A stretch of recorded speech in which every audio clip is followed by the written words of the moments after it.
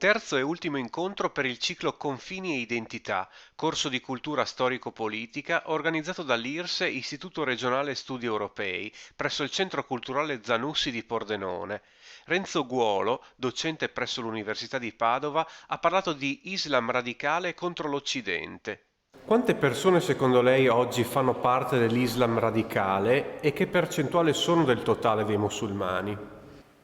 Beh, a livello mondiale non ci sono cifre, possiamo pensare che ci siano decine di migliaia di persone, insomma, se i combattenti in Siria e Iraq sono già 30.000, nelle varie aree del mondo potrebbero arrivare, insomma, attorno a, insomma, ad altre decine di migliaia in più.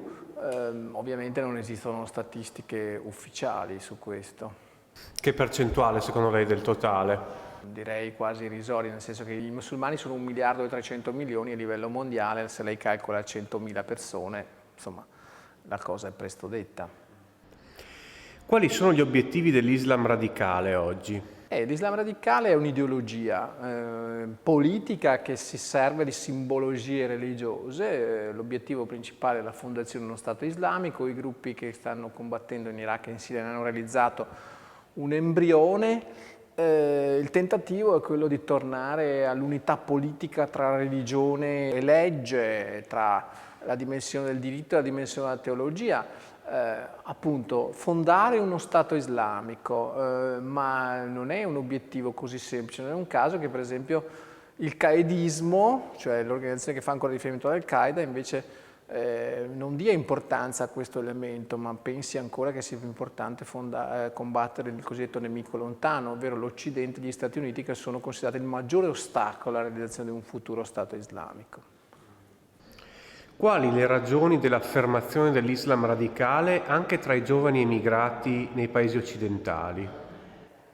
Tra i giovani occidentali risponde a una serie di elementi, sostanzialmente il fatto che l'Islam radicale appunto è una grande narrazione universalista che dà delle certezze dogmatiche e distorte, ma pur sempre certezze, ovvero gli individui ritengono di affrontare la complessità del loro incontro con la modernità, che ritengono fondamentalmente di matrice occidentale, attraverso una serie di risposte molto nette e molto chiare, come se avere queste risposte nette e chiare possa in qualche modo surrogare la complessità della situazione.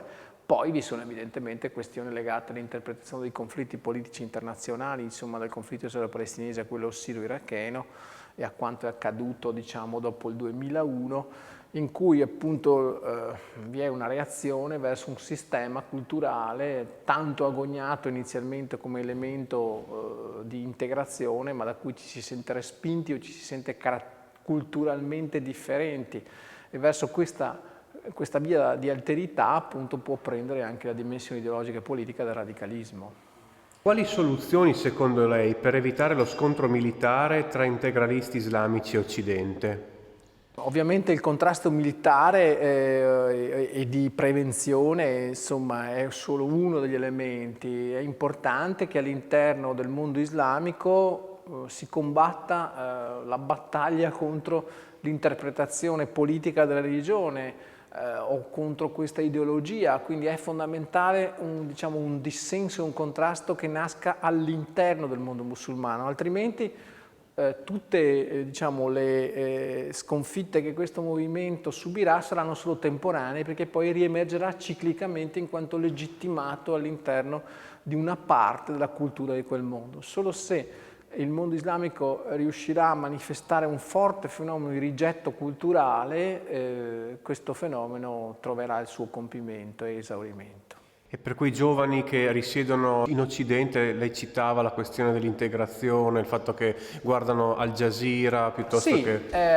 ovviamente meno questi giovani sono integrati e tanto più faranno riferimento alle loro comunità originali di appartenenza o faranno riferimento a discorsi che riguardano in buona parte il contesto del mondo musulmano, tanto più ci sarà possibilità perché esistano, come dire, logiche e appartenenze di questo tipo. Cioè noi dobbiamo fare in modo che chi vive in Occidente sia costitutivamente parte dell'Occidente, ma non solo in termini funzionali, di integrazione nel mercato del lavoro, ma anche culturalmente parte, essere cittadino degli Stati europei e essere anche musulmano.